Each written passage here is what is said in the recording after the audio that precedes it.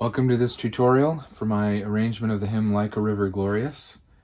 This arrangement is actually very expressive.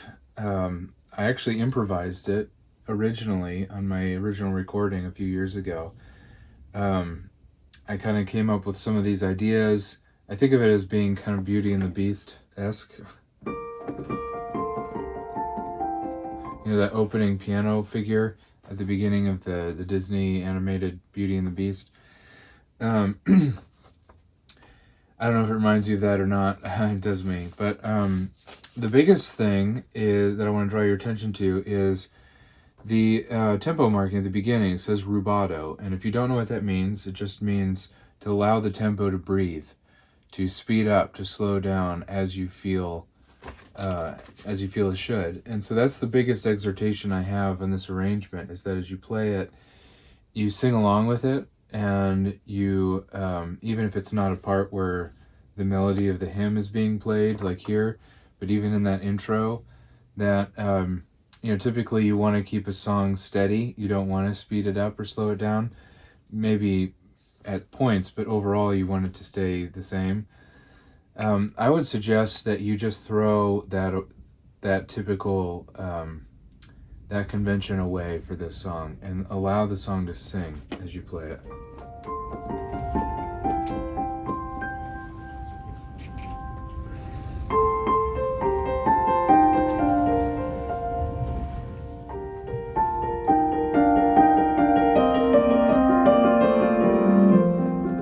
Now, I'm exaggerating there, but you get the idea. There are markings here throughout. I have fermatas in different places. I have ritardandos in different places. Almost all of those ritardandos, and they're just suggestions. It's where I really intentionally slow down, and they're just like molto, like super slow down. But I mean, you feel it out how you feel it should be interpreted. But I want you to feel free to not play it like a metronome. The second thing that I want to draw your attention to is the figure that begins on measure 17, where you have the melody in your right hand kind of buried on top of these arpeggios in your right hand.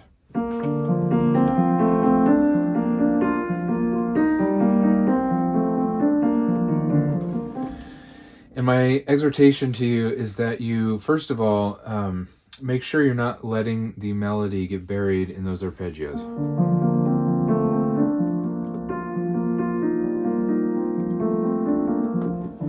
You don't want this to sound like you're practicing your scales and arpeggios if you play this for people.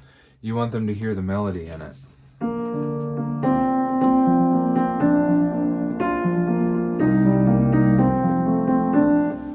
You want it to be loud and clear so that nobody misses it.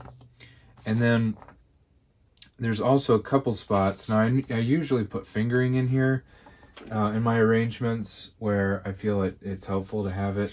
I did not do that in this arrangement, mostly because, typically for arrangements that I've improvised, they're usually pretty intuitive because I'm playing them there in the spot, and so I'm going to usually move in ways that are easiest for me, at least for me anyway. So there might be some spots that are more difficult for you. I'm trying to,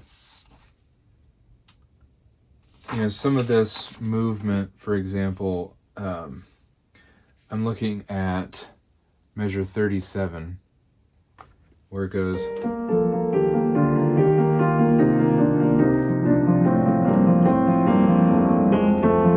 hard to play sideways. In your right, or say your left hand, kind of like a scale. Put that thumb under. Don't be afraid to shift your fingers around as you're moving down, because you don't want to break up the sound there. You don't want to go.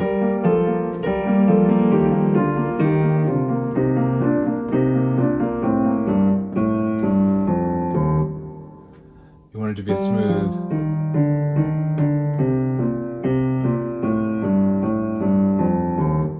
Like that. So, however it's most comfortable for you, I would suggest you just write in your fingers. The same would go at measure 39, where you do have these arpeggios in your left hand that cover more territory.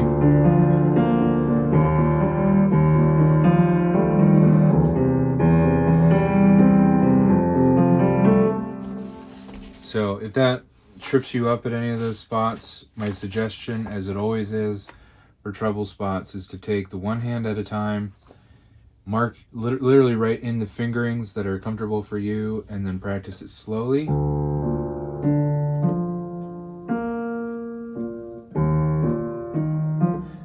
Gradually speeding it up, and then putting both hands together, practicing it slowly.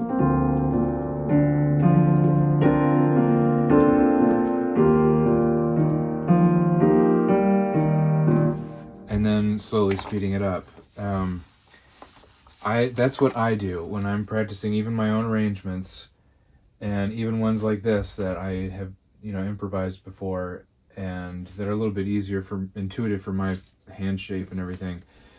I haven't played this in a long time since I originally recorded it, and since I notated it and recorded a fresh demo of it. I haven't played it, and so it took me a little bit of time to get some of these more complex figures down. And the way that I do that, and the way that I did it in preparation for this song, was I just took it slowly.